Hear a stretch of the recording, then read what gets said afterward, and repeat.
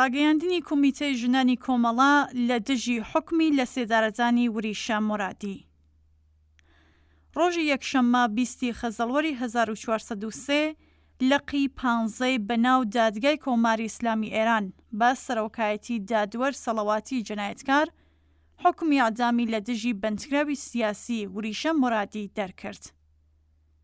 وریشە مورادی چالاکوانی ڕێکخراوی مەدەنی کۆمەڵگەی ئازادی ڕۆژهەڵاتی کوردستان کە ژارە و هەموو ئەو تۆمەتانەی ئاراستەی دەکرێن هەڵبەسترا و بێبنەمان.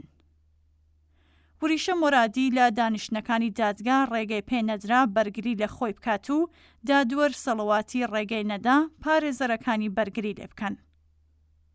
دادوەر سەڵەواتی یەکێک لە بەدناوترین ئەندامانی دەستگای قەزای کۆماری ئیسلامیەوە و لە ڕێزی هاوکارە تاوانکاریەکەی دادوەر سەعید مورتەزەویدایە.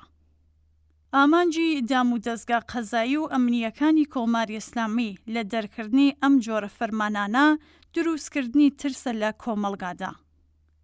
دەرکردنی حکمی لە سێدارەدان بەسەر وریشە مورادی، پەخشان عەزیزی و چالاکانی سیاسی و مەدەنی دیکە بەشێکە لە سیاسەتی کۆماری ئیسلامی بۆ درێژەدان بەمانەوەی خۆی لەو بارودۆخە قەیراناویەی کوشەندەیە کە تیادا گیری خواردووە.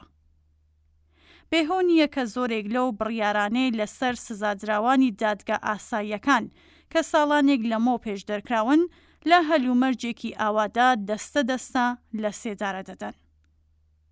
لە ماوەی 15 ڕۆژدا لە 6 تا 20 خەزەڵوەر نزیک بە 100 زیندانی لە زیندانەکانی ڕەژیم لە سێدارە دراون.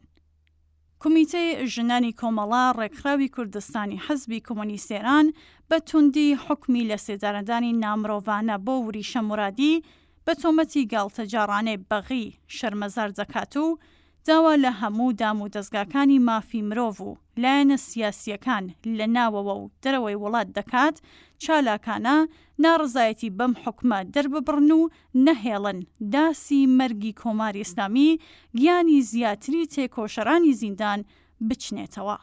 کۆمیتەی ژنانی کۆمەڵە 22 خەزەڵوەری ساڵی 1403